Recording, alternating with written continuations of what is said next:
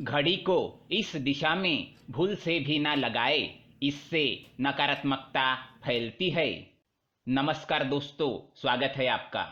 दोस्तों, वास्तु के अनुसार घर के अंदर मौजूद हर वस्तु में सकारात्मक और नकारात्मक दोनों प्रकार की ऊर्जा होती है। अगर इन्हें सही दिशा और सही स्थान पर न रखा जाए तो ये नकारात्मक ऊर्जा फैलाती है। वही अगर आप इन्हें सही स्थान और सही दिशा में रखते हैं तो ये सकारात्मक ऊर्जा से घर को भर देती है, जो परिवार के मानसिक स्वास्थ्य के लिए अच्छा होता है।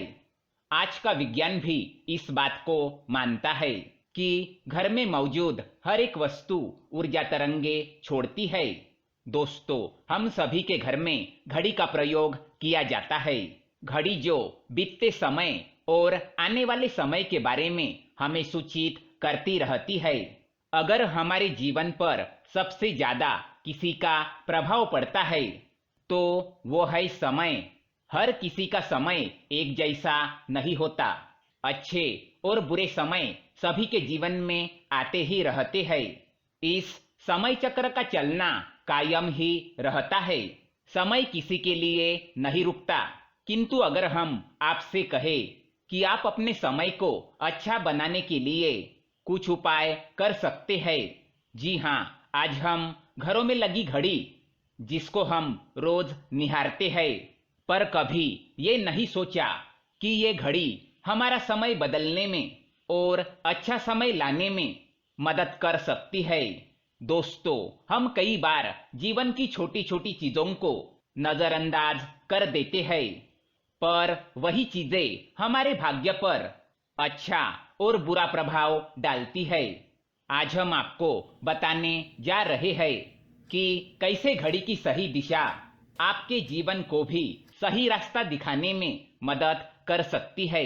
इसके अलावा कैलेंडर को किस जगह लगाना चाहिए और किस जगह पर नहीं, ये भी आज हम आपको बताएंगे।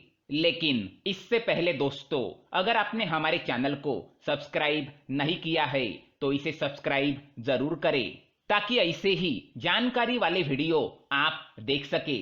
साथ ही वीडियो को लाइक कर दे, क्योंकि बाद में आप भूल जाते हैं। सबसे पहली बात, घड़ी के प्रकार। वास्तुशास्त्र में घड़ी अगर गोल और अंडा आकार की हो तो सबसे उत्तम माना जाता है।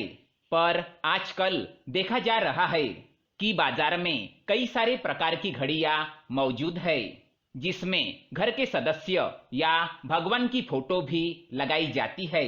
लेकिन दोस्तों, घड़ी के साथ तस्वीरें लगाना बिल्कुल भी सही नहीं है। इससे आपके घर के सदस्यों के जीवन पर समय का प्रभाव देखने को मिल सकता है। और भगवान की तस्वीर घड़ी में बिल्कुल भी ना लगाए, क्योंकि भगवान की तस्वीर को रोज दीप, अगरबत्ती और पूजन की आवश्यकता होती है। और घड़ी तो कई महीनों तक धूल में पड़ी रहती है। इससे भगवान का अपमान होता है और शुभ माना नहीं जाता। हो सके तो घड़ी का आकार गोल और अंडाकार ही पसंद करें। घड़ी का गोल अथवा अंडाकार हमारे पृथ्वी के आकार को दर्शाता है। चौकोन घड़ी में नुकीले कोण होते हैं और वास्तु के अनुसार नुकीली चीजें नकारात्मक ऊर्जा का संचार करती है। दूसरी बात, घड़ी को स्वच्छ और नया रखें। दोस्तों, जैसे हम सभी जानते हैं कि हमारे जीवन में सब अच्छा और बेहतर होता रहे, तो उसके लिए हम खुद को संवारे रखते हैं, नए कपड़े और नए आभूषण पहनते हैं। उसी प्रकार अपने घर की घड़ी को स्वच्छ ही रखना चाहिए। समय समय पर घड़ी पर चढ़ी धूल और जालों को साफ करते रहिए। इससे आपका भाग्य भी धुंधला नहीं पड़ेगा।